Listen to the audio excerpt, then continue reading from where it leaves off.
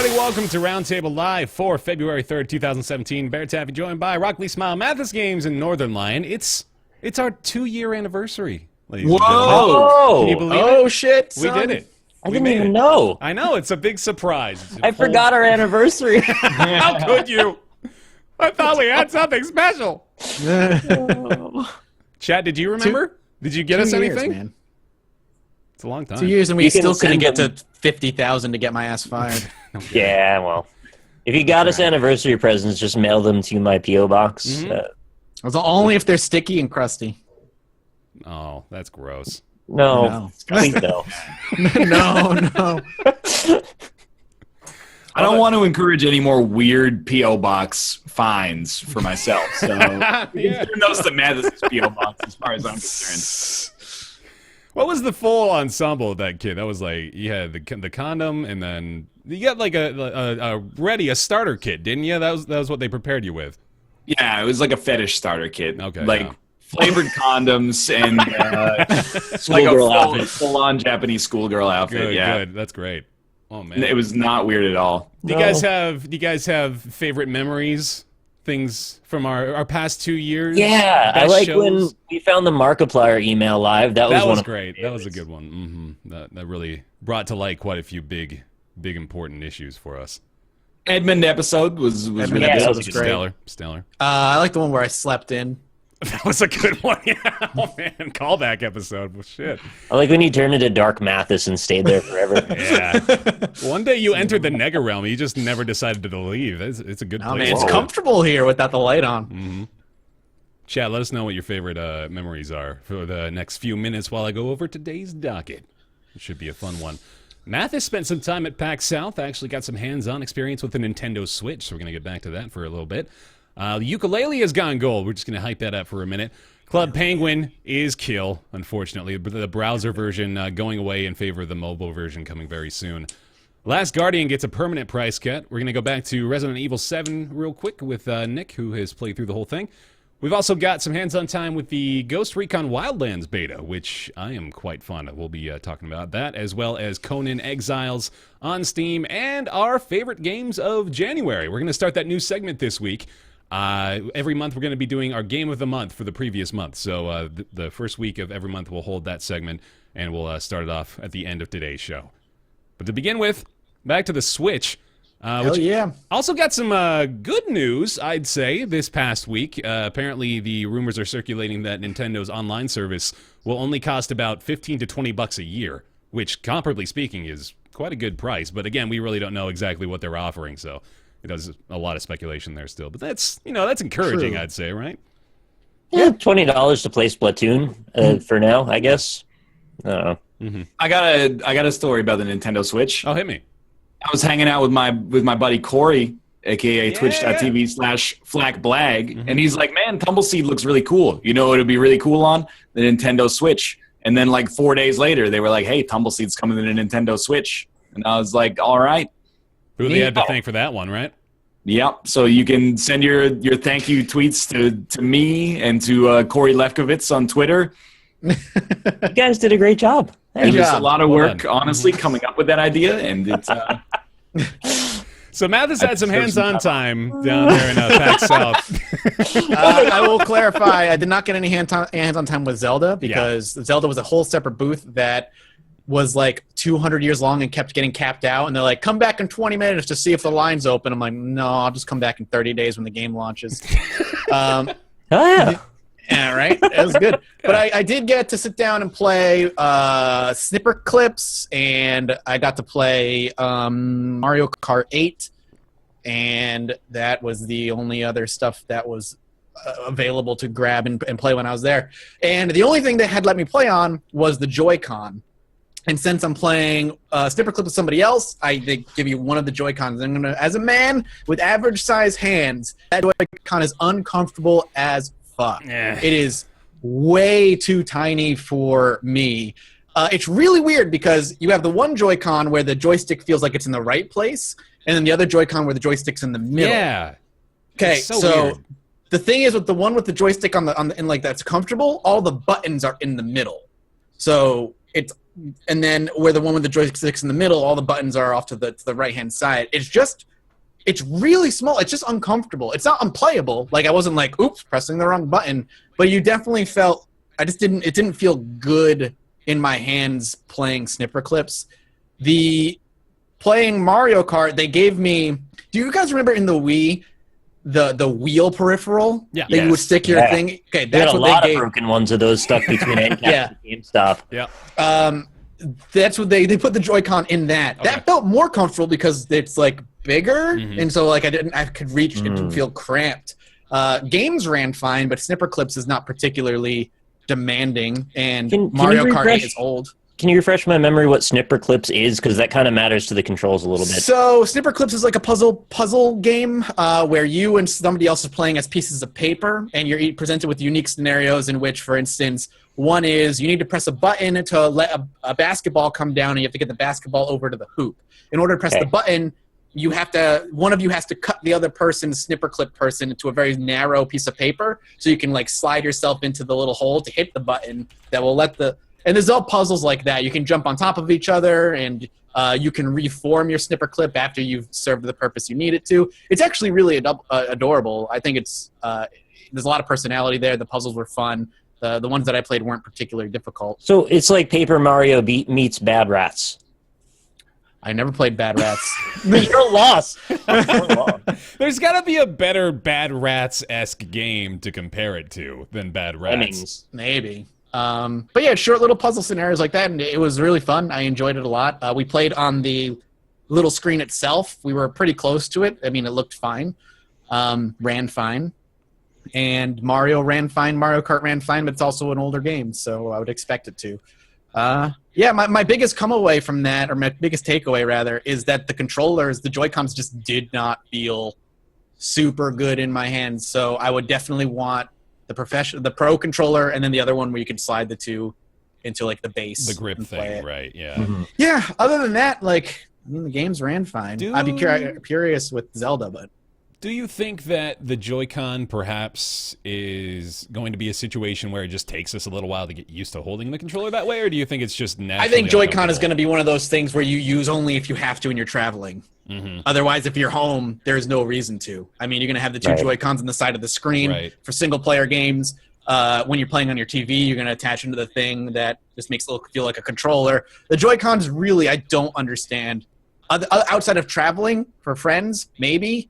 That the purpose of them, and obviously like the Milk the Cow game that was being presented. Milk the cat? Cow.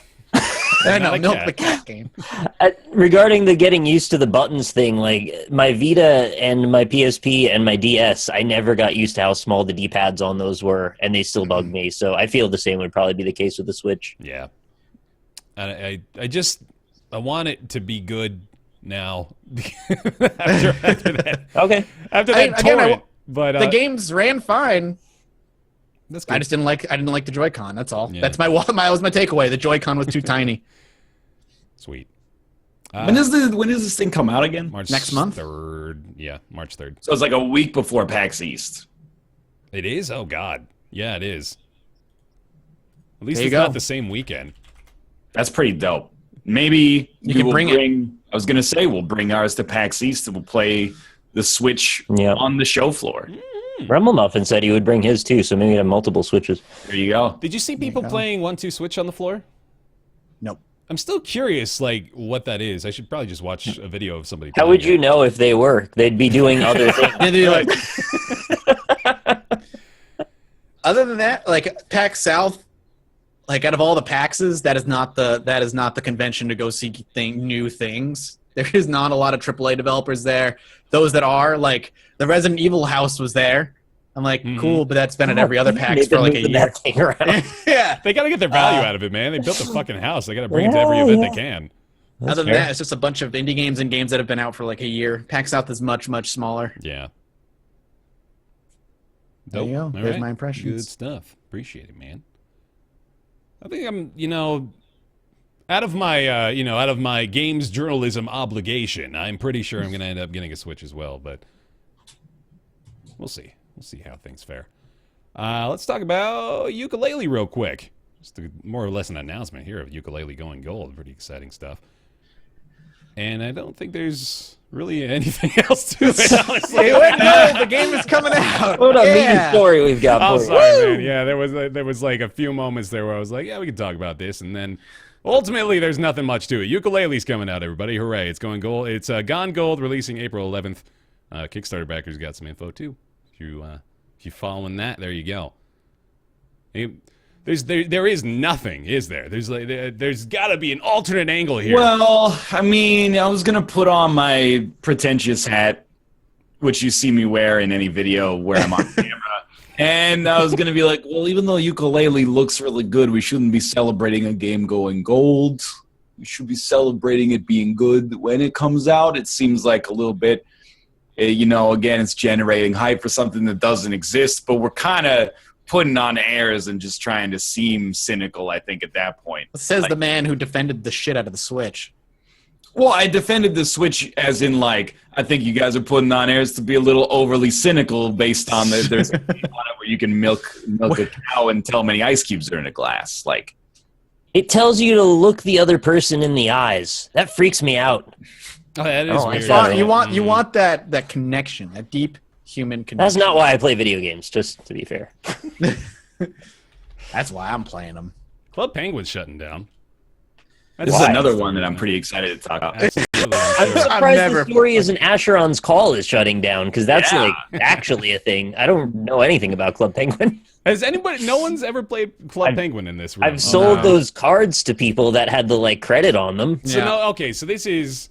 I wanted to Club transition Penguin this credit. into something else because I'm sure that we can have a conversation here because hey, Club Penguin shutting down. It's sad for a lot of people who spend a lot of time in Club Penguin yelling at each other and posting obscenities. But Club Penguin was just one of many browser-based games, not necessarily MMOs, but browser-based, text-based things, social things that were sort of the early 2000s entry point for kids like us who were kind of new to this all this internet stuff, and we're finding different ways to go on and have fun and do shit. And I wanted to know which browser-based games you guys as youth wasted the most time on. I've got one for sure, but I'm wondering if y'all had similar experiences.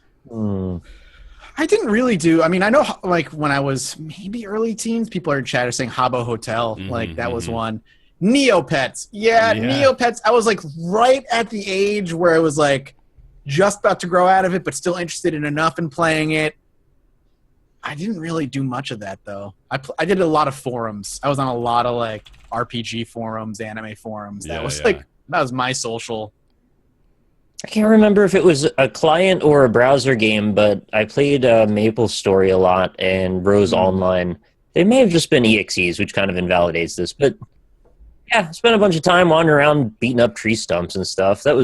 I couldn't get enough RPGs at the time for whatever reason. Sort of not grew out of it, but lost a little interest. Now I just play iterative games all day. What was Habbo Hotel?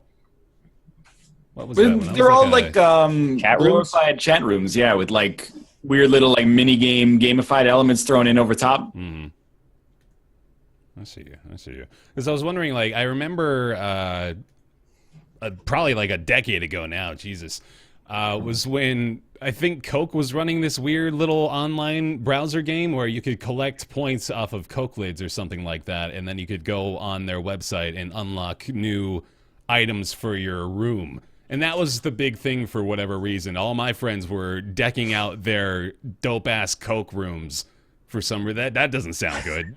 That's not a good way to phrase that. All my friends were decking out their Coca-Cola habitats. And, it's weird that we all got into it. That was so corporatized. But, yeah, that was one thing I wasted some time on, too. I was I guess I just did chat, forum chats, and I did battle.net chat rooms and Nice. role played, sim battled, all that stuff, where you would just it was the stupidest shit. You would just make up your own character and you would write paragraphs as to what your character was doing in the fight. And then basically it was the next person's turn to tell you how you couldn't hit them because this is why. And then they would tell you their attack on you. And then you got to come up with a reason why they couldn't hit superhero you. card game now that we play. Yeah, exactly. Except without cards, you just made it all up. My guy looked like Sephiroth because I was clearly of the age. Hell yeah. 20-foot sword. I played a lot of online chess. Yeah, it's fucking nerd. Did you use Excite by chance? No, I don't think so. Sometimes Yahoo. Then there was a better client that actually had a lot of the competitive players called World Chess Network. I think it's still around. That was like pretty sweet. Then I'm trying to think, like, you guys ever play like whatever that like Candy Arcade was that had like the Lifesavers golf game? Yeah, I did. I remember that. I don't remember what that was called though. That's gonna drive me crazy. No, I remember exactly what you're talking about though. It was like this big colorful display, and you could like choose all the different little activities. Yeah, I definitely remember Coffee that. Break Arcade, Golf at Nabisco. Interesting. I'd never got into the world of corporate sponsored golf. Holy fuck. This is so website, man. Oh my god. 2001. Wow. It's still around? Mini golf. You got to see this. Can you Looks link it? like a Java applet or something. God, man. What's the name of the website? Coffee Break Arcade. I think it's just coffeebreakarcade.com. This is incredible. This is a flashback, man. They've got this copyrighted through 2013. Oh my good lord! What the hell? This is incredible. It works though. The whole website's That's a still lot of. functions. That's an ad right in the middle. Does it work? Yeah, I'm clicking stuff. Sports games. I'm afraid to I'll click too play snowboarder. Oh my god, yeah, this is I don't think I can play the fucking start Joker game. Man font. I love clicked the start border. game and it just brought me to like an ad site, so I'm not quite God. All sure. right, yeah, that's maybe not the best plan. Have you guys ever heard of Orzinal? That was my Flash Orzinal? game of choice site. It had very polished, like well-produced games that I believe they were all by either one or a couple of developers, and they all sort of fit the same thematic coherence that I really enjoyed. And it was How do you sort of spell the it? beginning of me getting into indie games in a way too. Orisinal, I think it is, or Original. Yeah. Original. Fairyhallam.com. Yeah, There that's you the go. one. Mm-hmm. Yeah, it's still there. Yeah, look at Still that. exactly the same as it was years ago. You guys are very brave for going to these like 20-year-old websites right now. Could have been Yeah. compromised by malware in like 2004 and nobody's touched it ever since. Absolutely. I'm willing to take that risk. This is an important topic. You think these things have HTTPS? No, I don't. Probably not. I don't know. You might want to browse through some of these. These the fairyhalem.com games are actually pretty good. Yeah, really? Even still, I think they kind of most of them hold up.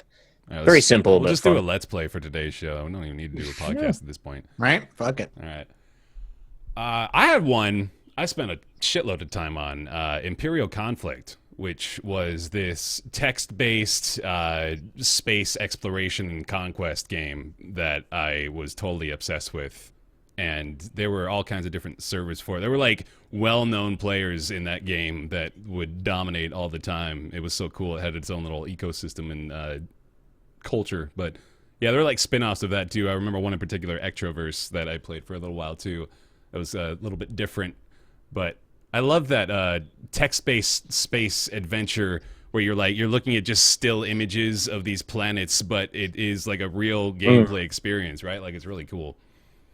I'd still play that, honestly. Like, thinking just back to how it worked, I still like the concept of it because it was like every turn took 10 minutes, right? So it's a real-time operation of gathering resources and, you know, conquering planets and working with your faction and all that stuff. But you had to be constantly aware of what was going on. Like, things were changing hands all the time. Plans were always being taken and stuff. So it was a constantly changing environment, which was really neat. And text-based, of course, it's very easy to maintain too. Yeah, actually, I played in like 2002. I played on like these BBS games that were already ancient back in the day, but were like you could just collect or connect to them via the command line on your computer. Like, Oh, that was really? a wild time. That's neat. Muds, played a lot of Muds. What was Muds? With text-based RPGs that are Yeah. multiplayer. But you could like enter commands and go to like areas, and it would just tell you what the area looked like. Gee, that came out Zork-like, like multiplayer 1978 Zork-like. was Mud 1. That's crazy. Back in the day. Mm-hmm. No, there was like at least one more. Oh, there was this. I bet this is still around. There was a game called Robots that was text-based. It was like robots. Good luck searching for that. Yeah, no, there's the SEO is not optimized very well. I got the 2005 flick Robots. That starring Romance Robin Adventure. Williams. Was Yeah, I it? remember Yeah, that was one. Robin Williams, huh? Mm-hmm. Yeah, that was like. That was just a clicker game, more or less, where you're just like trying to make your robot stronger. Then you'd go fight other text-based robots on a browser, which was kind of neat. Cool. Mm-hmm. I'm glad clickers finally took off. Right? Took them years. Good for them. Mm-hmm. Is it though? It's good for me. I like it. But once you've done one, you've done them all, right? Nah. I'm waiting for the perfect one. I'm just going to keep playing them until I find the perfect one. You know, life is an incremental game, man. Yeah. Yo, It'll probably outlive me, I imagine. Robots made $260 million in the box office. That's Yeah, surprising. no, it was one of the biggest movies of February 2005. Came out in March. Can't believe you. Well, lied to maybe in people the like that. Okay. Sorry to all those Club Penguin fans for. I mean, it's coming out on mobile, so Right, yeah, you're shifting. It's still platforms. around, You're yeah. fine. I loved seeing the tweets of people having heart attacks about it, changing platforms. I didn't see any of those tweets. Me either. I don't know who you follow. I don't know, like, the Club Penguin's huge. How do you guys avoid it? I had like at least 4 or 5 people I was seeing that were like, "Oh my god, my world is ending." I had no idea. It's just me. All right. Me either. If it was Fair that enough. popular, it wouldn't be closing down. That's right. That's how that works. Maybe. Mm-hmm. All right, another non-story here. If you'd like to talk about this, Last Guardian got a price cut, down from 60 to 40. Not really Why? surprising. Well, I would assume poor sales, to be honest, which was kind of just, I don't know, I just like expected that. Didn't you? They did give it a pretty heavy advertising push near the launch. However, that was short-lived. It seems early to me, even regarding the, not great reviews, I thought. But Well, I think you usually give it like 3 or 4 months at least at full price, don't you? Right. Like, it did get decent reviews as well. This is, I I think feel like the reviews were either or. I feel like it was people fucking like were jerking off to it, or people were like, "This game performs like trash," Right. and that was it. I think most people even acknowledged the issues. I think, like we mentioned this too, the fact that a lot of the reviews were like, yeah, I mean, it is problematic. It has these performance problems, and the controls are, a little difficult to wrap your head around, but it is still exceptional all the same. That is kind of what I expected, I think. I think the prediction was we're going to see some high praise and probably deserved praise, but, ultimately it's not really going to sell 1 million copies. I'm curious, honestly, if it's sold even decently. Can Really? we find out? Yeah. I'm gonna Google it. This is just they're just being a bit more dynamic with the market, which is probably a good thing since January is not really known for its high sales figures anyway. If the game didn't review spectacularly, why hamstring yourself and miss out on a bunch of potential sales? I worry, though, that if it doesn't sell well, the developers are going to be like, that's the last time we botched development of a masterpiece for 12 years and carry it across multiple console generations and get people's hopes up, for like 2 full generations of That you. would just be awful. I would Looks hate to like see that happen. Last Guardian outsold both Ico and Shadow of the Colossus in its first week. Okay. Like comparatively. That does Okay. not Wait. mean anything. It outsold their first They're week. like compared to their first week. Yeah. Okay, Right. yeah. Mhm. Their first week sold better. I mean, my guess is that 10 years in development hell will take quite a toll on pricing, like how much money was dumped into this game. Right. So to recoup that, it's going to be very difficult.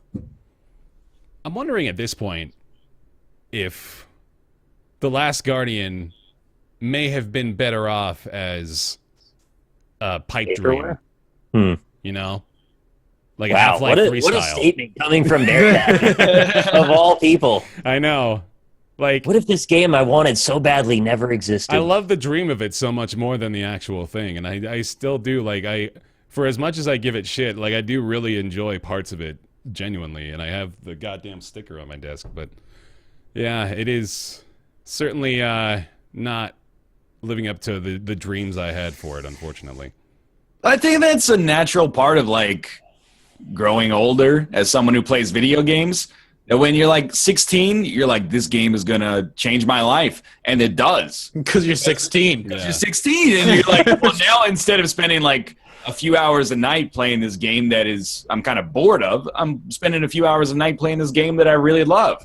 And then when you get to be older, you're like, man, I hope this game can change my life. And then it comes out and it's just a video game, and you're like, ah, shit, like. Part of I'm not saying the game is innocent, but then the other part of it is like, I got, it's all right.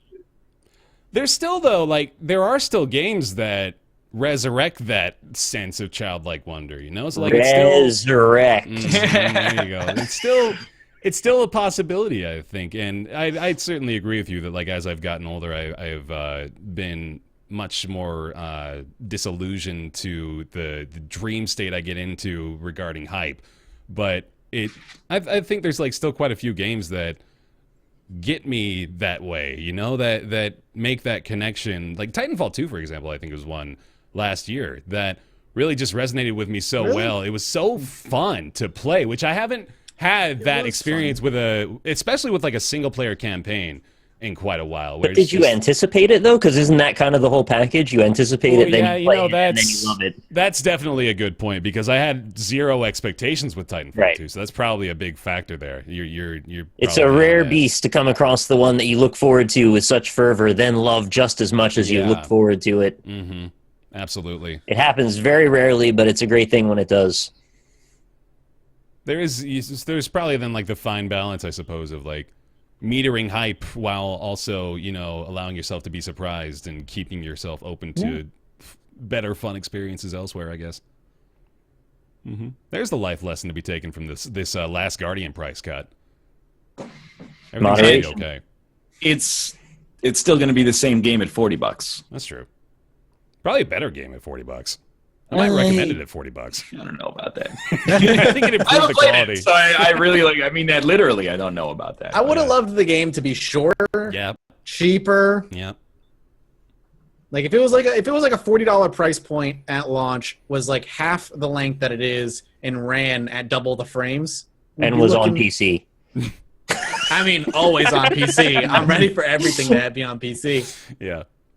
But if it wasn't running at 15 frames a second outdoors, and you're shouting at your animal, praying for it to do what you need it to do, and then he goes over the wall without you, and then you have to wait for him to come back over the wall and pick you up. There's still progress being made toward controlling Trico properly, I feel like. I swear to God, like I'm still seeing threads like, all right, I found the way. I mean, everybody seems like they've got this under control. Trust me, I found the right scheme. I know how to do it now. It's like an ARG. You need a group of 100 people to try and figure out. It's a big secret. Call the dog over. The real controls are out there somewhere in the real world. You have to dig up. That's the big mystery of Last Guardian. They're under a bridge in Arizona. Mm-hmm. All right, there we go. Last Guardian price cut. Sort of tangentially there, actually, something we didn't actually have on the docket, but is more or less breaking news, is that the PS4 is going to be seeing some big upgrades. Finally going to be adding external hard drive support to the PS4. Which is a big one that a lot of people have asked for quite some time. Why did that take so long? Yeah, no kidding. That's finally coming around. Also, apparently adding the ability to customize wallpapers. Hooray! Also, you can do that now. You can like get their pre-made one. Oh, right? you mean you can have your own JPEG on the background? Like that. It sounds like you can like customization, Nick. One step closer to being a PC, my man. Yay! All right. So yeah, there's that. And apparently there's going to be a 60 FPS patch for Final Fantasy 15 as well, so that's exciting. I've been using my Xbox One a little bit more lately. Yeah. Oh, yeah? What you playing on it? I booted it up, and then it was like sign in. And then I signed in, and it's like, you can't sign in. All right. Put this CAPTCHA in. And I put the CAPTCHA in, and it's like that CAPTCHA. It's like that CAPTCHA is not right. So then I went online, and it was like, hey, disconnect your account from the Xbox and then do it again. And I did it again, and I was like, oh, it works. And then I clicked like Netflix download, and it was like error like 614 can't download. So then I restarted it again, and then it downloaded, and then I booted up Netflix, and it was like error. You have to be signed in, and then it would be sign in. So I rebooted it again, signed in, opened Netflix, and then I watched 2 episodes of Black Mirror.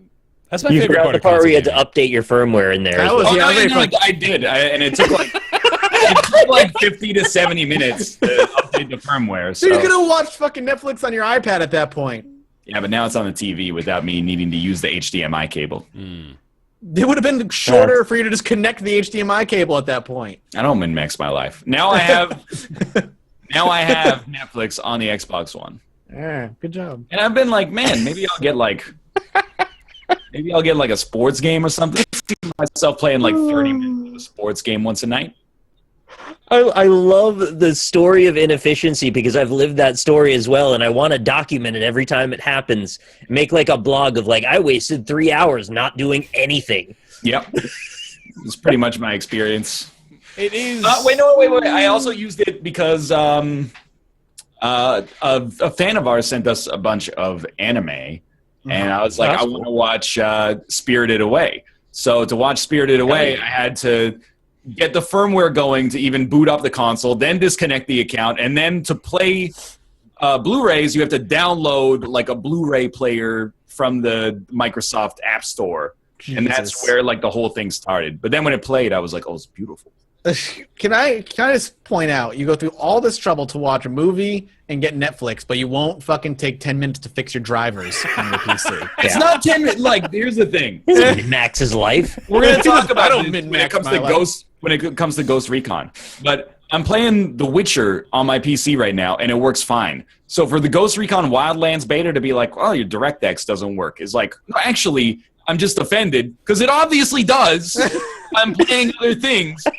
So if you're not going to give me an error message that's actually descriptive of what the problem is, then I'm not going to spend 2 hours trying to, play the beta of your game for free.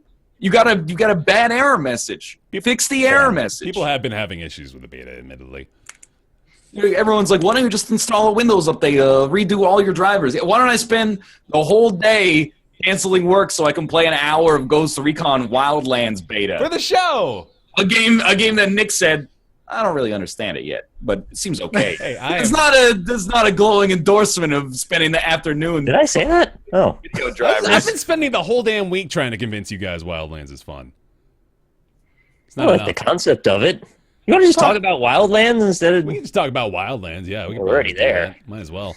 I do want to mention that it is one of those things that spoils you as a PC gamer. The fact that you can't just there's no navigating to some sort of master control scheme to be like, okay, where the fuck is all this, or where are these problems happening? You just have to be like, oh, okay, left, up, A, network, settings. You've got 2 options to troubleshoot, and then you're left to Google your problem at that point. I will say, fuck you, Play. Yeah. Let's talk about Ghost Immediately, Recon Wildlands. we boot that thing up, and it completely fucks our mics. It broke all our mics again. It's the same shit we had with Rainbow Six. It hijacks your fucking mic sensitivity and does what it wants, and you have to be like, all right, fine. They I guess think they're being clever, and they take the actual slider straight out of Windows and forward it into the game. So when you move it, it changes the Windows one, not the actual application-specific one. And that drives me nuts. Don't do that. Yeah. Fuck you, Play. Ghost Recon Wildlands, everybody. All right, yeah, go ahead. Bear, what's Ghost Recon what's Wildlands? Ghost Recon Wildlands. This is the new military co-op shooter from Ubisoft. It's not going to surprise you what the premise of this game is. However, as I was telling these guys, what I like about Wildlands is that it is certainly not bringing much new to the table. However, it is doing a lot of things really, really well. So first of all, what you'll notice immediately upon just looking at the trailer is that this is a gorgeous game. It is a beautiful game. Really cool note, too. I haven't seen this in any other games before. In their graphics menu, they actually show you screenshots that change dynamically based on the options that you choose. So if you go to your texture quality, you can change it to low, medium, high, and they'll give you a screenshot that'll show you the changes that are being made as you adjust That's a good move. Yeah, it's really smart. I like it a lot, so I hope more games do that. Gameplay-wise, So the campaign is drop in, drop out multiplayer co-op. So you can just go through single player with your 3 AI squad mates and play through the whole thing, no problem. You can also have your friends just drop in and take the place of any of them at any time. And it works really well. It's pretty seamless. Like, you guys were able to drop in fairly easily into my game, Yep. right? Yeah, No problems. yeah, no trouble. Mathas couldn't like find a way into your game, right? But you were able to invite him, or was Yeah. the other way around? Yeah, I couldn't find a way in. I'm sure there is, but I'm not proficient in the Uplay navigation. You play. I don't speak It's that language. like that's not to rag on Ubisoft, but that was a huge problem in every Ubisoft game I've ever played that Yes. was on Yeah. Uplay. So be like, oh, there's no button to join. Okay, well, like disband the lobby, start it again. Oh, there's no button to join. Disband the lobby, restart it again. Oh, somehow the Uplay deleted you from my friends list. They'll re-add you on Uplay. Yeah. It just never ends. Yeah, and we had that issue constantly with Siege, especially. I remember that. But Only some of you could add me, and others couldn't. right. Yeah, Even yeah, though we were that all was friends. fucking bizarre. Yeah, that made no sense. So you can play the game single player as well. Right. So yeah, you go ahead. I want to hear what you guys had to think or had to say about it. So yeah, here's my initial impressions of it after playing for what, an hour or two, Yeah. whatever we played. Mhm. So there's some really cool ideas there. Again, it's a mix of like the Division and like a proper shooter where enemies don't have health bars that if you shoot them in the head they die. I like the idea of like leveling your character and being able to go down a talent tree and being like, I'm going to be the sniper, you be the shotgun guy, I'll be the the support, or I'll be the scout. There's all kinds of different things that you can go down, so you can have a specialized squad of 4 that you can tackle the objective in a myriad of different ways. Having the sniper stay way back and keep people off while one of you crawls in and takes people out quietly. It's really cool. The problem that I had playing is that the game is way too easy. Like, there's no reason to go through that so far. Maybe it was the difficulty we were playing on, but like we would just drive into town, jump out the car, and just mow everybody down. Yeah. And they just didn't.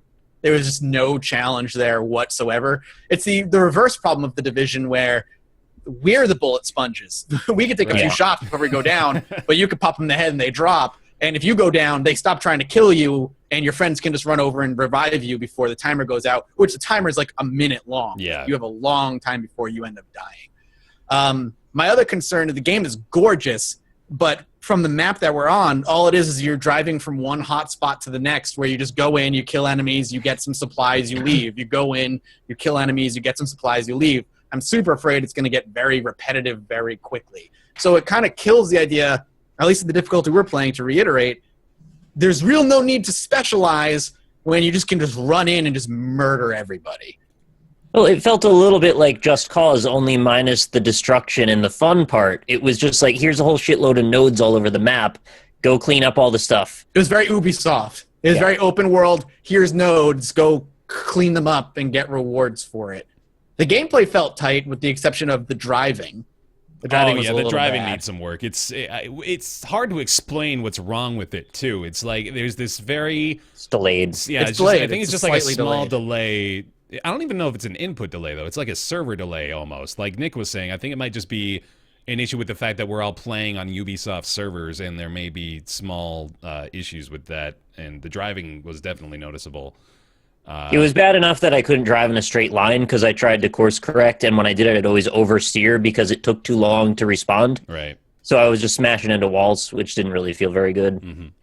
I wanted to mention regarding the skills, all the leveling up. I like the way they've done it where you need to gather the supplies that are relevant to the skill that you're trying to upgrade. So, for example, when you're trying to upgrade the drone, you need to go collect comm supplies, which you do by scouting out areas, finding them, and then marking them to be brought back to your base. So I like that it's logical, you know, like it makes sense. Oh, yeah, to make this thing better, I have to acquire the resources to do so. And the skills are... they're not extremely encouraging as far as that variety goes, like Mathas said. Like I think that is going to be the most pressing issue, is whether or not they're able to actually fill these 21 massive regions with enough shit to do and enough of a variety of stuff to do to fill the time in there. So yeah, I share that concern. However, I am optimistic still because I think like the challenge can be that you can fix that obviously by raising the difficulty, and I'm sure that if we go to the highest setting, it's not going to be nearly as much of a cakewalk. But I'm encouraged enough by just how fun it is really to play, especially with friends. I think like the most fun we were having is when we were just getting into it, like letting ourselves have fun and going crazy, shooting. It was people, just silly yelling. as shit. Yeah. Nick described it in the perfect way. Mm-hmm. It's a terrorist killing road trip, which is part of my criticism for it as well. If you remember when I talked about The Division, and I don't know if other people felt the same way, and pardon, I know this is probably a silly issue to have a gripe over, but to do with the sort of the political viewpoint of humans shooting other humans and where we are as a culture at this point, the fact that there are lines like, oh, I just shot a civilian, aha, no big deal, or I'm going to shoot you in the guts and watch you shit on yourself. Like, he says these ridiculous things. Yeah. He does. Yeah. It's like over the top Duke Nukem-esque shit sometimes. It's Right. weird. Which when you're trying to, I don't know if they're going for like a simulation element or what sort of weird fetishistic like nationalism thing is going on here, but it just seemed gross to me. The way that they were talking about what's going on. Like, I get if you're on an operation, you got to kill people. That's part of the operation. But they were, like, enjoying it, which, okay, maybe that's me, but it didn't seem right. I miss old Ghost Recon, man. The old Ghost Recon where it was, like, slow and methodical and you had to, like, be precise with the mission, like, before the Vegas ones and all that stuff. That was Rainbow Six, actually. But Ghost Recon back in the day where it was just it was ultra realistic in a weird way, and I really enjoyed that because it brought difficulty. But this feels like third-person shooter action game. The thing is, like Bear says, it's gorgeous and it's polished and it plays well. But I feel like it just has that Ubisoft problem of big map, tons of pings, collect resources to progress, but no depth and lots of repetition. And that's like it's gonna get boring quickly is my concern. I want us to try that hardest difficulty setting because I think that is going to, like, if we're able to just mow them down, then yeah, it's unfortunate it just ends up being sort of a run-of-the-mill boring third-person co-op shooter, and like it's gorgeous and fun, but you won't get more than a few hours out of it maybe. However, if it's an advanced tactical military strategy game that is difficult to overcome, requiring, some actual tactical preparation, I think it's got some promise, don't you? I think there's promise there. I just don't trust Ubisoft to deliver on the promise because Ubisoft does the same exact thing with every single game that they have. This comes across almost like a multiplayer Far Cry. Yeah. With without the silliness and pretend macho militarisms. Mm-hmm. No, I don't disagree with that. I remember saying to you guys actually that like this reminded me of when I would play Far Cry 2 and Far Cry 3 and I would like plan out my hits on the outposts, right? So I would go scout out all the different enemies. Yes. It more or less works the same way, to be honest. That's exactly what the game is. It's plan out, kill the outposts of the game with a military story instead of like a crazy Far Cry story and like less crazy weapons. Mm-hmm. Yeah, is there PvP in the beta, or is it just... I don't think so. I don't think so. I think it's just the co-op right now. Is there going to be PvP in the game? I don't know. Let me look into that. I actually have no idea. Because they did a great job with Rainbow Six Siege, as far as I'm concerned. I agree. Mm-hmm. Rainbow Six Siege was great. Yeah, and it has a free weekend this weekend as well. I noticed because when I loaded up Uplay for the first time in 18 months to download the Ghost Recon Wildlands beta. That didn't work. Rainbow Six Siege is great, and I will give them. I mean, maybe I'm an outlier in the group here, but I really enjoyed my time with For Honor as well. I think For Honor is really fun, and I'm hoping, like, I'm gonna enjoy the shit out of that game when it comes out.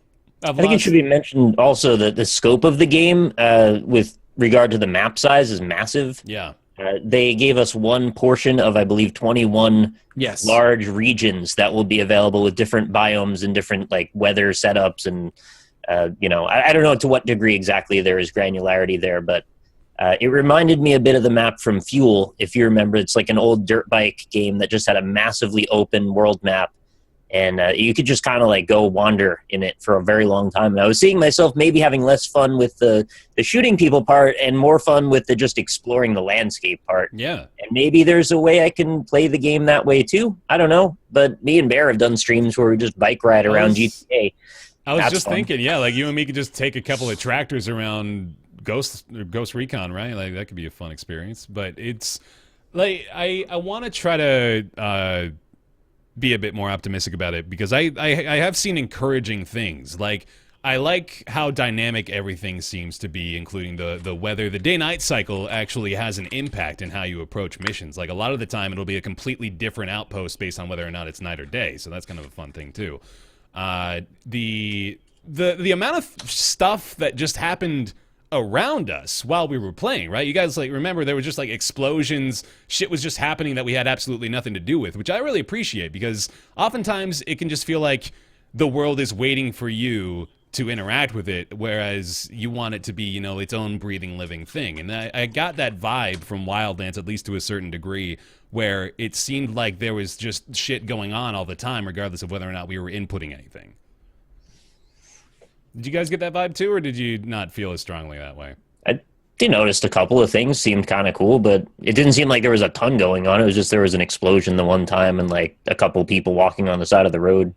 I always saw like there were like not just conversations, but it seemed like there were cars coming up, people were talking, and then they would leave. Like it wasn't just like you know cycles of loops of AI going around. It was almost natural occurrences were happening between the civilians, and maybe I'm overselling that a bit, but when we got to the outpost, though, like there were the bad guys standing in a circle waiting to be shot, and they didn't move or talk. So maybe for that reminded me of the Division quite a bit. For every instance of civilians coming to talk to each other, maybe there's an instance of AI waiting to be killed. So yeah, that's probably fair too.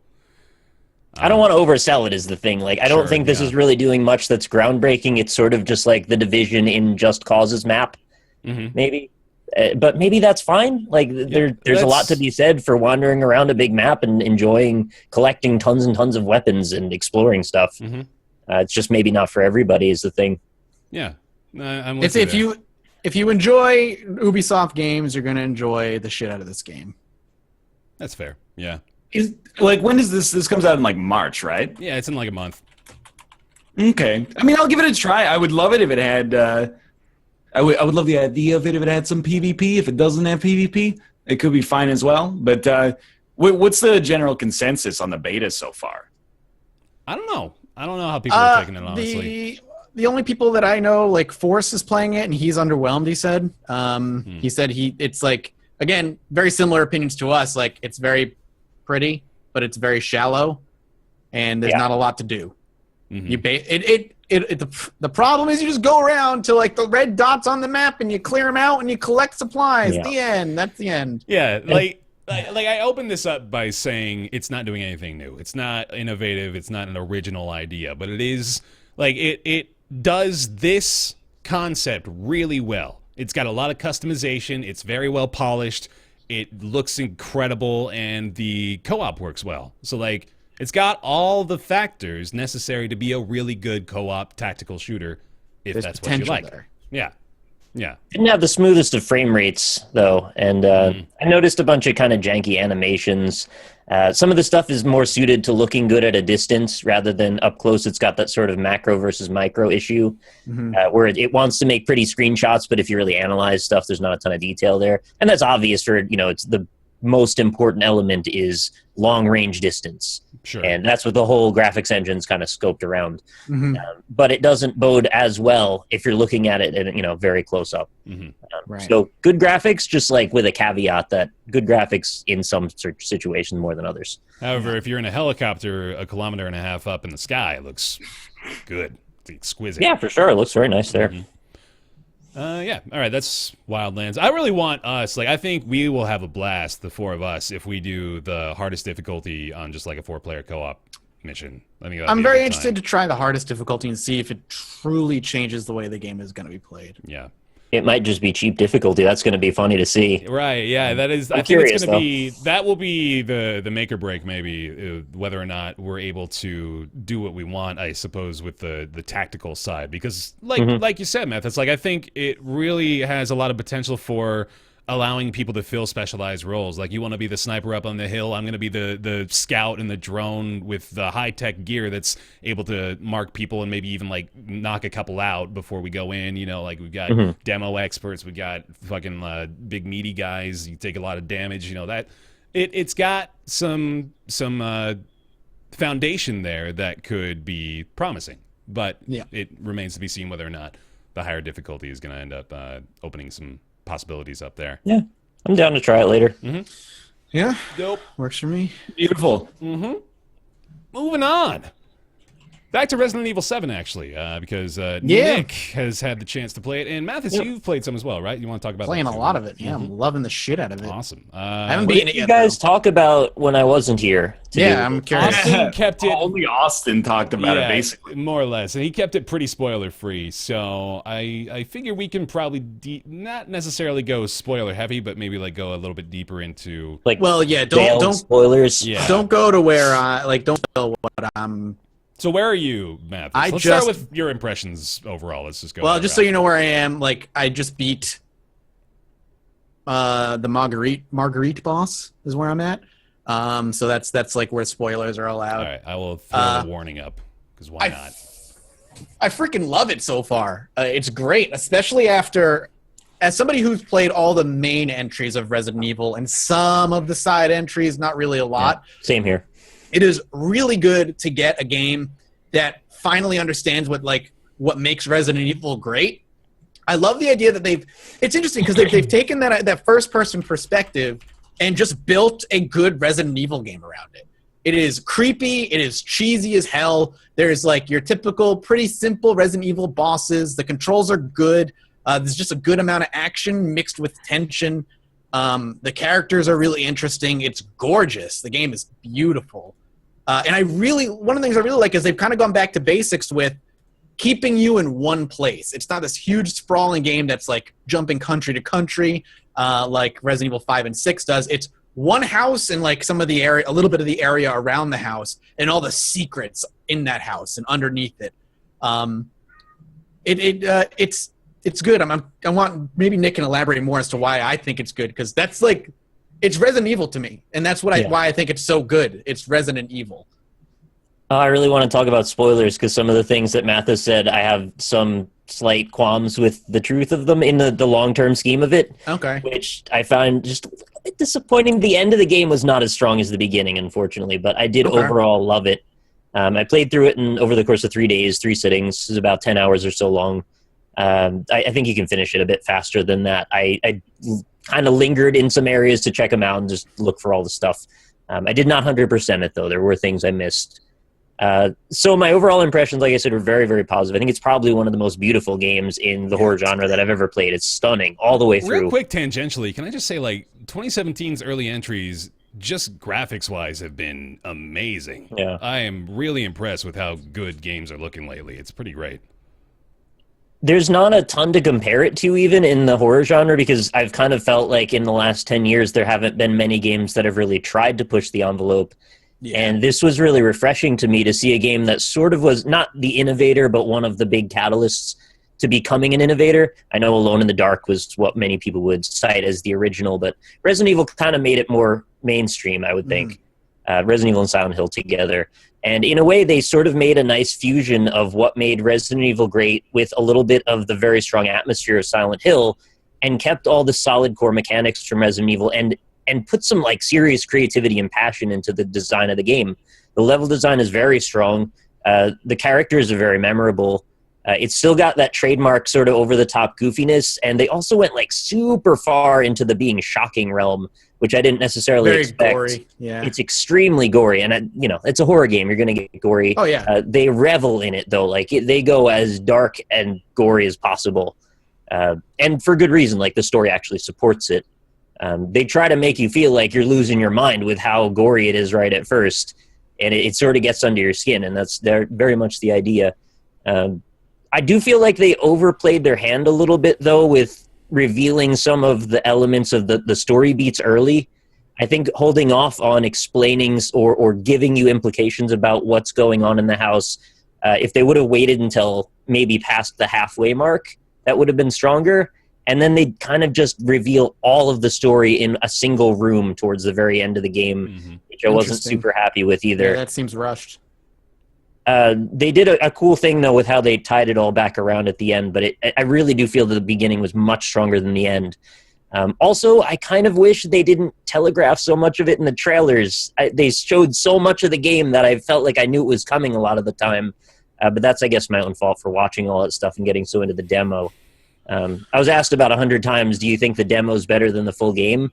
And the funny thing about that is I do actually think it's better than the full game, but it's with the caveat that I didn't expect Resident Evil to be that demo, because those are two different gameplays styles.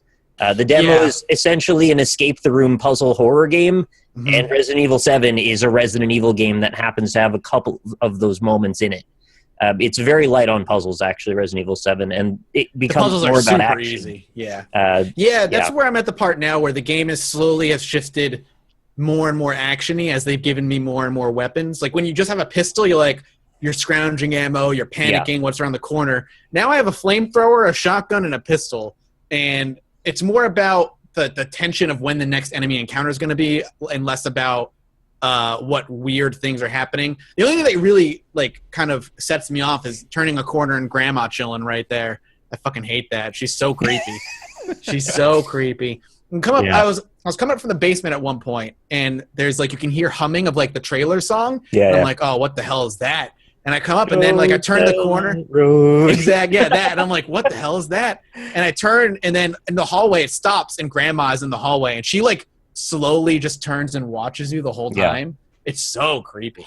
Another really brilliant little thing is the fact that a lot, if not maybe all of the boss battles have a few different things that'll happen in them that you may or may not see. Can I talk about the garage fight specifically? Yeah, get your spoilers up, dog. You're good. Yeah. So there's a boss fight. I think it's the second one, or it's technically the first. Depending. The garage, is the first one, I think, technically. So you end up in a garage with the Daddy Baker, who has his dad's strength and is very happy to show it off. And he's basically indestructible. You can shoot him in the head 100 times. You can light him on fire. He's not going to die. He's just going to keep coming back. He can't die, and maybe he wants to, and maybe that's part of the interest in the whole thing.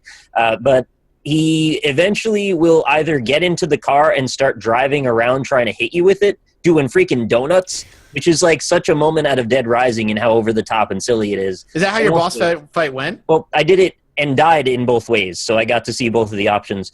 And then the other thing is either you get to drive the car or he does. Yeah. And I don't know how it culminates if you're not the one driving. Maybe you eventually have to drive? What is your experience? I found the key and I got in before he got me. And then I love how the fight, once you start the car, the fight stops and he walks up in front of the car and he's like, hit me! And I'm like, all right. And you just hit him. Yeah. You hit him 3 times and then it goes into a scripted sequence. He rips the roof off, and then he gets in the car on the side, standing over you, and starts steering the car around, and then sets it up so it's going to go headlong into a bunch of iron girders and hopefully, to him, decapitate you. Although he doesn't, and he actually smushes himself for a little bit until you get out of the car and go to leave the garage, at which point the car blows up, and he gets out on fire. I think he starts to choke you out for a while, and then the car blows up again. Oh, he didn't choke me out. I can't remember if he choked me or if he was just standing over me. He couldn't get to me. He tried to walk to me, but then the car blew up before he could get to me. Oh, okay. And then ultimately he grabs a gun, even if it has no bullets, and he shoots himself in the freaking mouth with it. Yeah. He's like, show you something beautiful, and then he's like... There's a lot of things that can happen and not happen in the game, which is really neat. When you're in the very beginning, before that fight, when you're getting the key to the latch to go underneath the house, and he's hunting you and stuff. Yeah. I don't know if this happened to you, Nick, but if he can burst through the wall or not. Well, when I unlocked the latch, he was in the room. The shovel. And he knocks me to the ground, and he takes a shovel and he cuts my leg off. And then he puts a bottle of the medical stuff on it, and he's like, you can attach your leg with this stuff. And he makes you crawl over and reattach your leg with it. But that cannot happen. If you're quiet enough and sneak around enough, he might not find you, and that might not happen. Wow. And that's kind of odd because that particular thing was actually a tutorial thing. That was to show you that when you get a piece of you blown off, you can actually use the juice to put it back on. Yeah, you can rejuice yourself. Which is, again, part of why I think they overplayed their hand by delivering that information to the players so soon, because there is a bit of tension lost once you find out that you can potentially be immortal as well, right? Yeah. In a way, yeah. It's cool, man. I overall, though, I really, really love it. Like, the game is just... I'm so happy with how it came out, because there was just all this, like, it's not going to be as good as you think it's going to be. It's not going to be as good as you think it's going to be. Oh, they're just trying to pull a PT, and they really didn't. Like, it's got fully hints. Resident Evil. It is. It's got hints of PT in there, but, like, barely any. It's a first-person Resident Evil, and it's great. Yeah, I've never understood what that comparison's about other than people just, like, wishing that game came out. It's like, it's a first-person horror game. You can't just say they're all PT when they have really nice graphics. Yeah, exactly. Right? Like, the big thing about PT was that it was psychological and also involved this sort of looping puzzle mechanic, and that's a very specific element within it. So to overgeneralize, I found is a big disservice to it. Every first-person shooter is Call of Duty. That's just that's how it is. Exactly. That's kind of the same deal. Probably the best horror game maybe that I've ever played, but like definitely in the top 3. It's really nice to see a AAA horror game come back and like do well. Yeah. Because the last one that came out, I'd say Alien Isolation actually was fantastic. I loved Alien Isolation. I didn't find it to be fantastic. The AI was too annoying to me. Yeah, I mean, there are moments, but I think I really, really enjoyed that. And then there was another horror game that came out that same year by like the Resident Evil 4 guy. And I can't remember the name of it, but it had like, fuck, what was the name of that game? It was not good. Are you talking about Evil Within? Yes. That was trash. I couldn't. Yeah, it was so bad.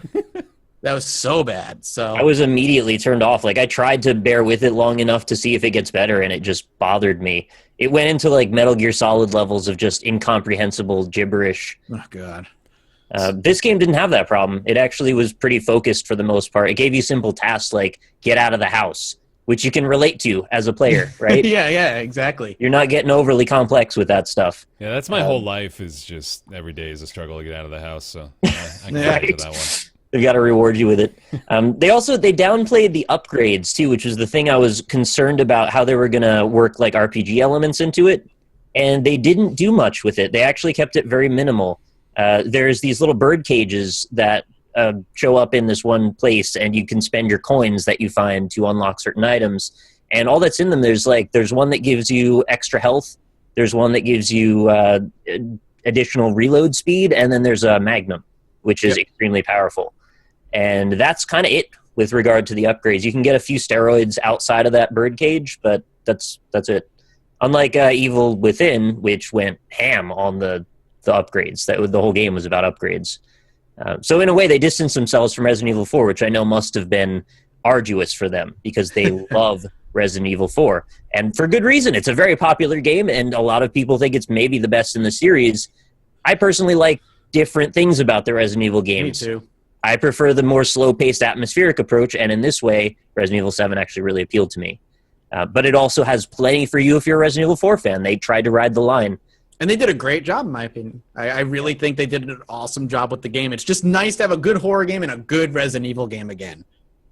Because 6 was fucking garbage. And 5 I'm still trying to get somebody to play it with garbage. me. It's the only one of the main series I've never tried, but I heard it was bad. It's so bad. It's so bad. What made it so bad? It was just, man, the controls are not great. It was, like, ridiculous. It was like, what's the name of that director? After the end of 5, like when they established that Chris Redfield punches boulders into volcanoes for fun. Yes, it's like that. They just That's went what it off is. in that direction and lost. God, I forgot about the end of that game where you're fighting fucking volcano fight against Wesker. It's fine to go into a crazy place because, like, that's kind of part of it. It's an over-the-top game, but, like, give us a little bit of tension and reality because otherwise it's immortal people fighting other immortal people. That's not interesting to me. Yeah, no, it's like what the director of Transformers, Michael Bay, Michael Bay basically directed Resident Evil. That's what 5 and 6 is. It's so stupid. I didn't even hate 5, by the way. I didn't hate it. I actually enjoyed playing it as a Gears of War game, not as a Resident Evil game. So, that's why I was hesitant about 6, really. And 7 just wasn't that. So thank goodness. Very Stick happy with this formula, man. It feels good. Capcom feels like they understand what what to do with the franchise again, which is But nice. get back to me after you played the last act, though, because it really slows down. And Yeah, so let Nick, down I by it. had a question for you about that because so with The Last Guardian, I had like a sort of syndrome where with about the last 3 hours of the game, I was going through the motions. You know, it's like okay, Yeah. I fully understand what I'm doing here. It's just sort of a repetitive loop at this point. Yeah. I feel like you began to get to that point with Resident Evil 7 where a lot of the enemy interactions were just sort of becoming monotonous. Do you feel that way? It was a bit monotonous, yeah. The last 3 hours or so were probably better left not in the game, in my opinion.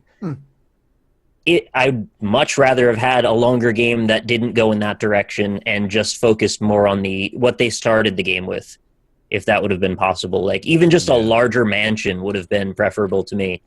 Rather than what they ended up doing with it. And they did find a way to sort of work in some of that Resident Evil 5 stuff into the end of 7. It just wasn't the prevailing sentiment, so it's easy for me to disregard it. And ultimately, it was minimal enough that it really doesn't make me knock the game much. I still think it's probably maybe my second favorite Resident Evil game. So regardless of the fact that it was a bit slow, the rest of it was so good it outshined the end. Awesome. Good deal. All right, I'm going to take our spoiler tags off. Hey, you can come back, everybody. It's safe. Finally. Yeah. How was life in Spoiler Zone, Ryan? You're not going to play it. I'm never going to play it. That's unfortunately, it makes me kind of a fourth wheel for the conversation. Are you like me with regard to horror games, or do you just not really care for them that much? I just don't care. Yeah. Like I'm glad it's good, but it just doesn't. It has never really interested me. Let me talk about something I know you care about, which is Conan Exiles, particularly dick sliders. Got him. Hey, Mathas. So, Conan Exiles, a new survival multiplayer sandbox game that takes place. There he goes. Yep. Just That takes disappeared. place in the Conan universe by Funcom. That's great. It's got nudity as the fourth most popular tag for this game. Early access, survival, open world stupid. nudity. There has to be more to it than just the butts and dick, right? There's fucking butts and dicks and rust. That's not a new thing. Yeah, but people are making it out like it's the only thing we're talking about. Tell me the Because game. you can determine the size of your schlong. Yeah. Tell me Great, about so you the can do that in game real life, too. Conan Exiles, Okay. would you please? First of all, Mathas? Conan Exiles is an a $30 early access game by Funcom that is a Rust-style, Ark-style game in the Conan universe. All right. It is not worth $30. Wait. It is absolutely not. There's some good ideas in it, but God, these games drive me insane because Aw. you do the whole like, I'm going to run around and collect things and make things, and my character's going to level up and learn new recipes so I can make better things. What I like about it is that there's world bosses that roam the world, which is really cool. There's monsters that roam the world. They're going to be introducing magic, and like if you do magic in the Conan universe, it like takes a toll on your body. So if you dabble into necromancy and sorcery in the future, what's going to happen is your physical stats are going to be trash. So you could be really powerful in magic, but you're going to be really weak, like a glass cannon. Someone could just hit you and you'll fall over. You can you'll be able to kidnap other players and sacrifice them. Right now you can capture NPCs and enslave them.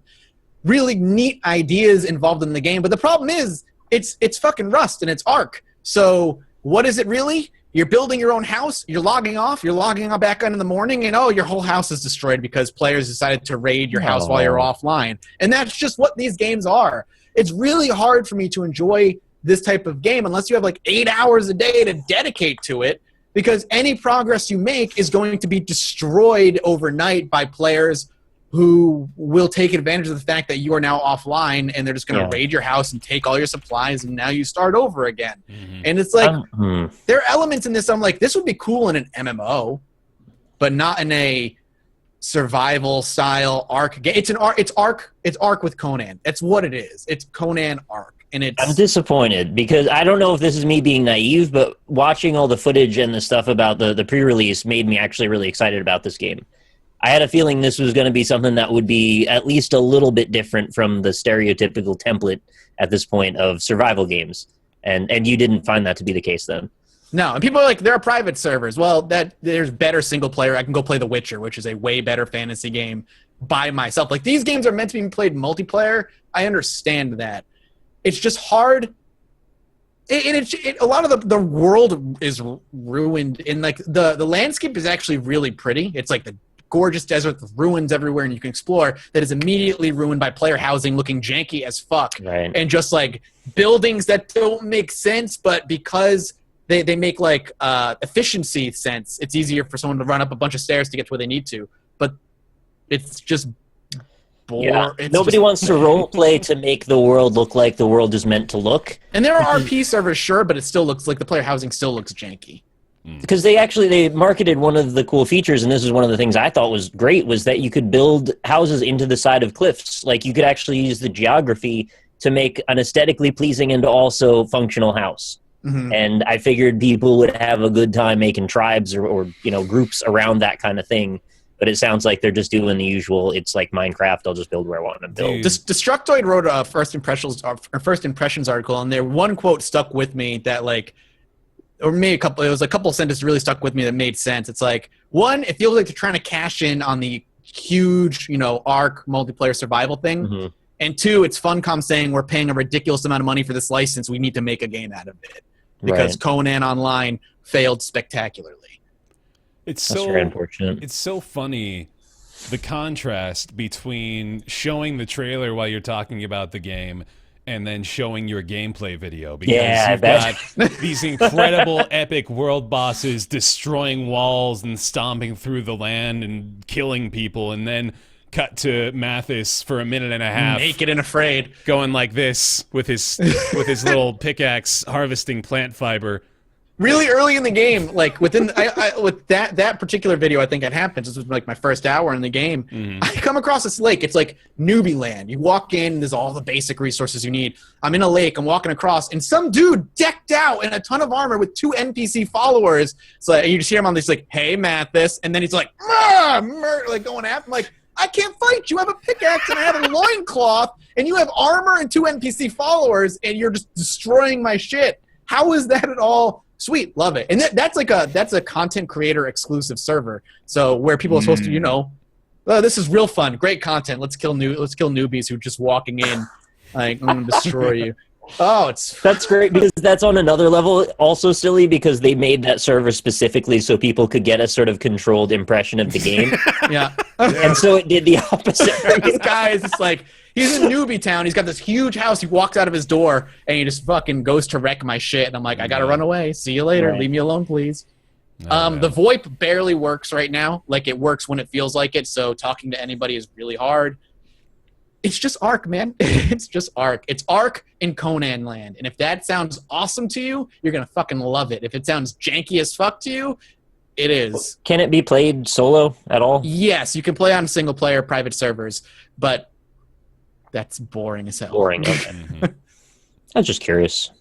I might want to poke around it. I was looking forward to playing this, so it's disappointing. Check it out. But yeah, what's up, Ryan? Fuck January, dude. I completely agree. Like, it sucks, man. I wish there was some substance, but God, it is a dry spell. Yeah, everybody spent all their Christmas money. Most popular game of the month was like the For Honor beta. Like, You're saying Resident Evil didn't count? Yeah, let's kindly segue that into our brand new segment, Game of the Month, shall we? Game of the month, starting with January games, the best month. There we go. Game of the month. Though, as a segment, I think it's going to be really awesome for us. It's going to allow us to have a much more solid recap at the end of the year. But yeah, let's do it. It probably needs no further explanation. We're going to talk about what our favorite games of January were.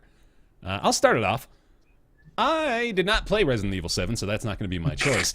But I did play Pit People, and I really, really like Pit People. That's, of course, the one we talked about very recently, the new one from the Behemoth, featuring some Stamper VO and really awesome gameplay. That was the Pokemon turn-based strategy RPG that I have not actually put a ton of time into yet. I think I've got something like 2 hours right now.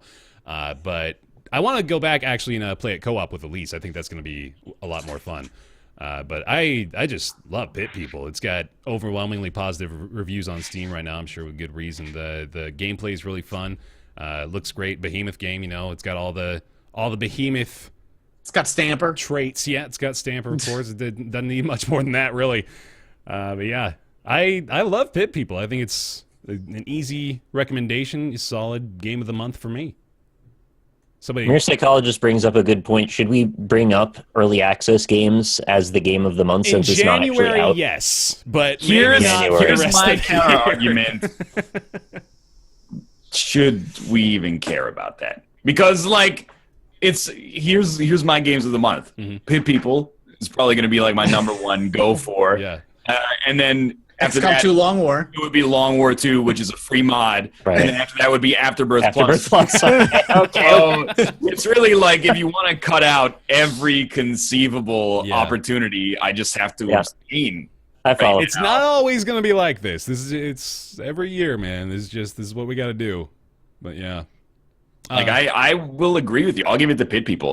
And I think, Long War 2 is wonderful and Afterbirth Plus is a lot of content, but Pit People was probably the game I played the most this month, or not the game I played the most this month, but the game this month that I played where I was the most like, this is new and exciting, and when it comes out, I'm going to be into it, I believe.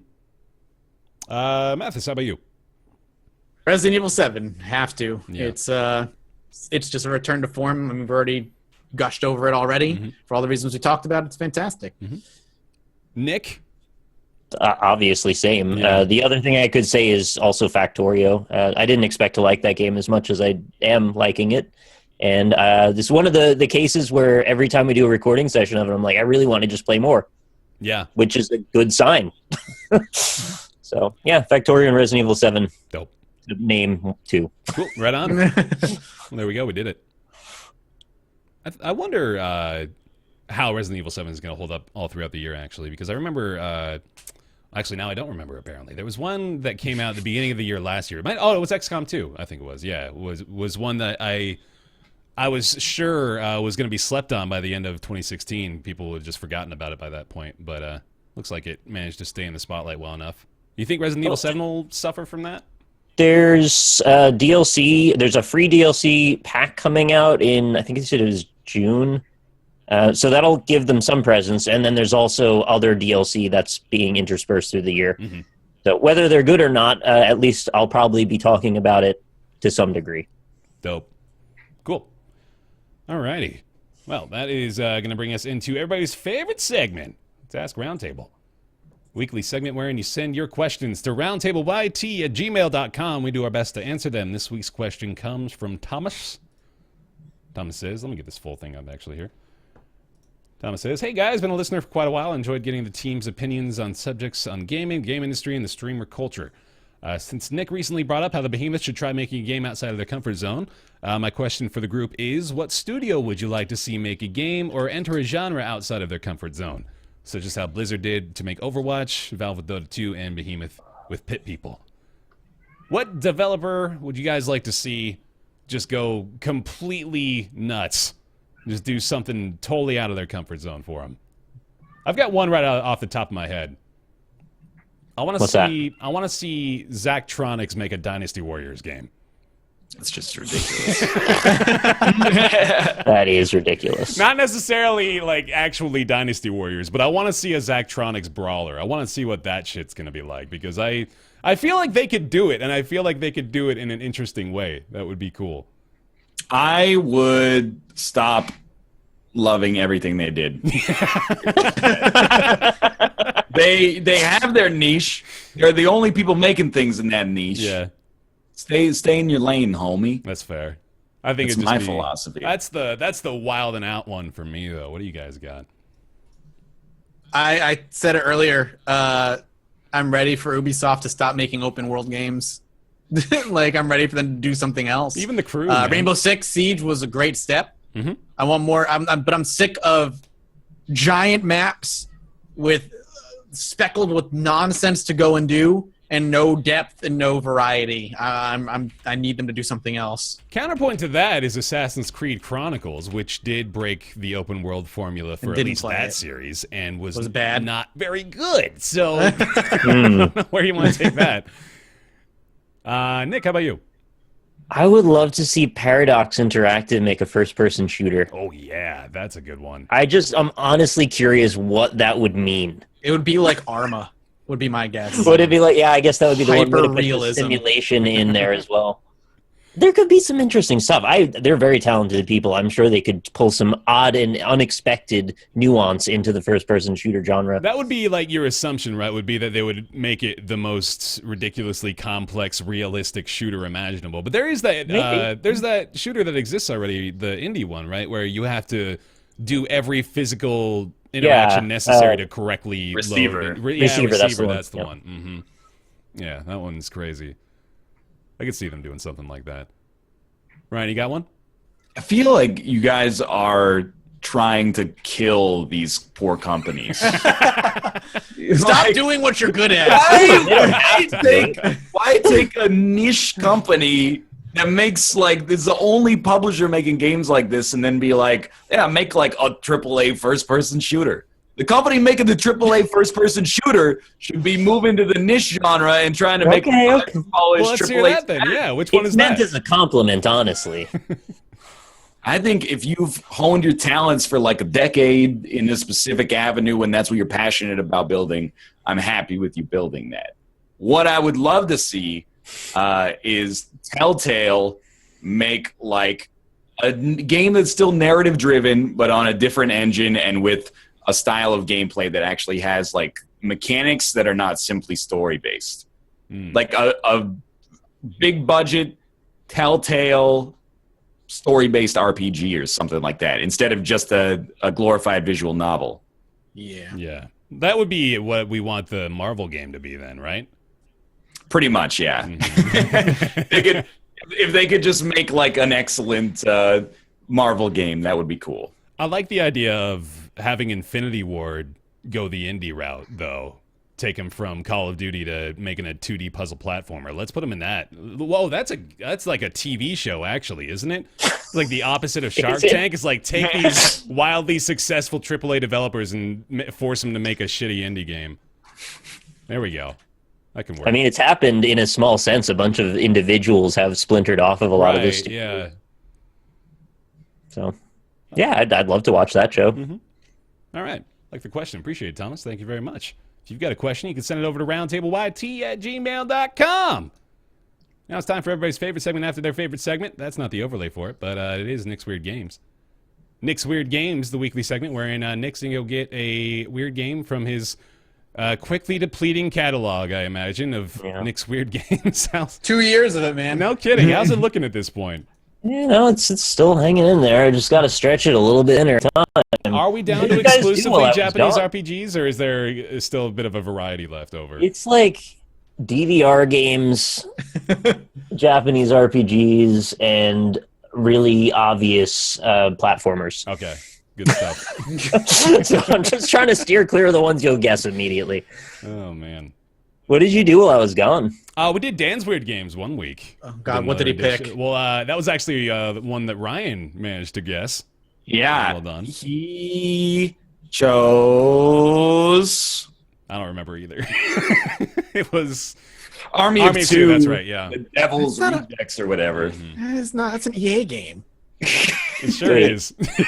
That's an EA game from the 360 era. It's not a weird game The at all. Devil's Rejects is a Rob Zombie movie. Well, you know, it's Army of Two. It was Army of Two 2. It was the sequel to the first Army of Two. Army of Tutus. Army of Two 2. No, it wasn't the 40th day. It was something else. So maybe it was the first one? The Devil's Cartel. Oh. Okay. All right. Good God. Next up, it's going to be Star Citizen. Theme song. Totally didn't even occur to me. Yeah, man.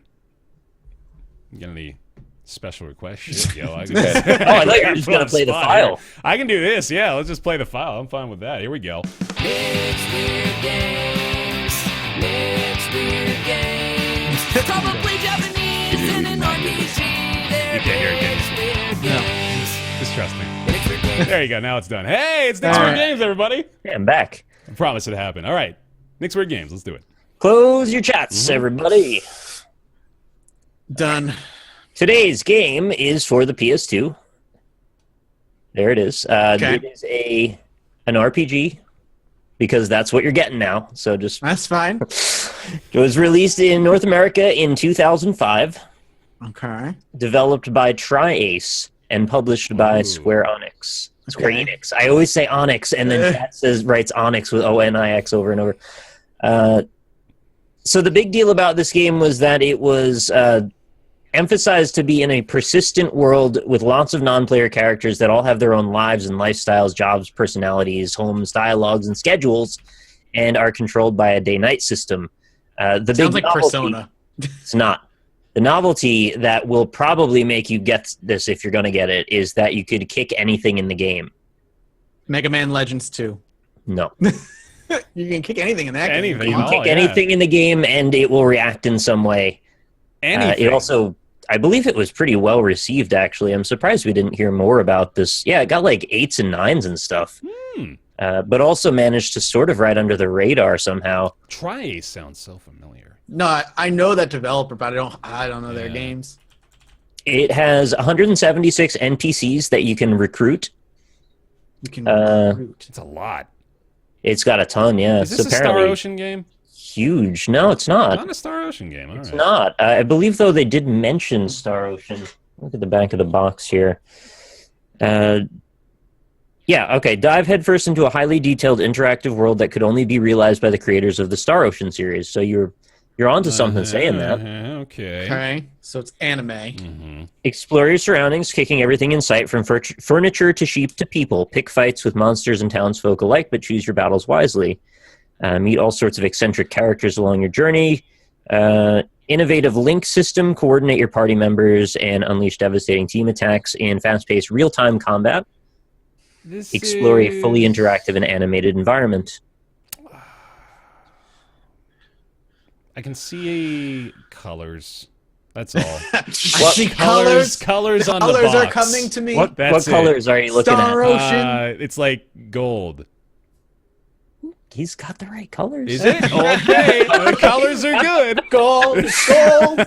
What else? What am I feeling? Like I can. That's no. I think I know what it is though, but I don't know the name of it. it's a PS2 game? Yeah, Yeah, it's a PS2 game. RPG. You said 2005. I'll right? even give you. I'll give you the main character. Well, there's a few main characters. I'll give you the main character is Jack Russell. Jack Russell. Not That's a Terrier. Resident Evil. He's not a character. dog. I got nothing. There's but- also Ridley Silverlake, which is a really strange name for some reason to me. And Gans Rothschild. There's like because this game, you kick shit, you can kick all kinds of shit, right? And it's got That's the gold, point. It's got gold box. Got gold. Got gold box. It's like it's goldish tan, but I'm giving you the gold. It's close enough. okay. No, I got nothing though. All right. Well, chat got it a while ago, so I'll fess up. This game is called Radiata Stories. Aha. I have heard of that, but I've never played it. I've seen that box. It's a pretty Well reviewed, box. like I said, and the game actually looks like really fun. I never actually got around to playing it. It's got very highly stylized, kind of anime drawn style to it. So I like it. yeah, this is one I might actually go back and try. Mm-hmm. It looks like it holds up fairly well, even all these years later. Tri-Ace, they are Star Ocean though, aren't they? That's same developer. I think so. That's for the whole series too. And to be then- fair, like chat guessed Star Ocean a lot as well. yeah. So mhm. you weren't wrong to think that was what I was talking about. Certainly seemed like it was going that route. They made Infinite Undiscovery as well, which is still like Yeah, one of my they did. favorite RPG titles ever. It belongs in the Kingdom Hearts universe, honestly. It's right up there with the Dream Drop Distance. Congrats to Zombie LPK also. You're the first person I saw in chat that nailed the game, so good job. Dope. Oh man. Hey everybody. Thanks for What's up? thanks for watching. Thanks for sticking around for 2 years of Roundtable. We appreciate it. That's all we got for today's show. A little bit on the shorter end. Hopefully some stuff happens next week that we're able to talk about. Yeah, dude. And then we'll maybe get some more video games to play. Slow too. week. Yeah, sorry. Maybe I'm trying to more. think what's gonna happen between this week and next week, though. I only Anything coming came out? back on Monday, so I only had a few days to play Resident Evil. I didn't really have any spare time. We can so- talk about No Man's One more. Sky again. Yeah, sure. Why not? I prefer we don't. We have an update yet? I would just like to offer a motion that we ban Last Guardian and No man. Resident No Man's Evil. Sky? Can we do? And well, now we that- can do more. now that Why we've Resident Resident gone Evil? through Why, it- what did Resident Evil do? It's been 1 week. No, it's been 2 weeks. For You you, weren't it's been here. 2 weeks. Hold on. Oh, I'm sorry. Well, it doesn't really make any sense then. It's like, let's just keep doing it every single show then, because Mathas wasn't Well, here the first I time. said my part on it. I don't need to talk about it again That's for what a I while. mean. Now we've done it on 2 consecutive shows. It can be retired. You can do moratorium on 2 things. I'll give you that right now. You can say 2 things Yeah. off. Resident Evil and The Last Guardian. All right, It's done. You wouldn't pick No Man's Sky. You'd pick Resident Evil We over gotta No come Man's back Sky. to No Man's I'd rather Sky. circle jerk about No Man's Sky than talk about Resident Evil more. So, All right. Oh my god. Good old February, man. We're almost through the first quarter. WWE comes out this week. That's good. There we go. When are we doing another tournament of shame of just anything in general? We Yeah, gotta we should do do that. Disc Jam real soon before people Content forget about would that. be nice. Name. Hand of Fate might come out next week. Oh, Hand of Like, Fate too. Oh Yeah. yeah, that was Yeah. at PAX. I didn't go see it though. Okay, there we It's go. like it's on the list, but it doesn't have a date. Doesn't Lady Shoots Dinosaurs Made Out of Mechanics game? Oh, Horizon Zero Dawn. Mhm. Isn't When that is like that? 6 weeks from now? I don't know. People are like posting videos Oh, of it, no. so I think they got like a little press thing. Neo's the next one. Oh, That's yeah, February okay. 7th. We can do that. Yeah, I I'll will play not. Neo. I will not play that. I'll play Neo. I'll play it. Yeah, we've got. I mean, in a month, we've got some good stuff, and then at that point, it'll be pretty continuous. Just postpone the podcast. Well, For a month. now, we're just gonna keep talking about stupid bullshit because that's what we get to do. We got Neo next week, then For Honor the week after that. All right, For Honor. I'm excited for that. Yeah. All right. We're good. We'll be okay. Fine. We'll find a way. We'll find a way. Something to keep doing horrible in shows. the gaming industry needs to happen. We just need to start killing people off so we get like stories to talk about. Jeez. That's Wildlands get to me. I'm sorry. I let their horrible messages get in my head. All right. Dude, February's not actually that bad. Yeah, it's all right. There's also Night in the Woods coming out, finally, after all this time. Oh yeah, I played the demo for that. That was mediocre demo. There's like one big release every week. it Well, was. Mathis's rapid fire damnation. It wasn't worth my time. Yeah, I The played- demo sucked.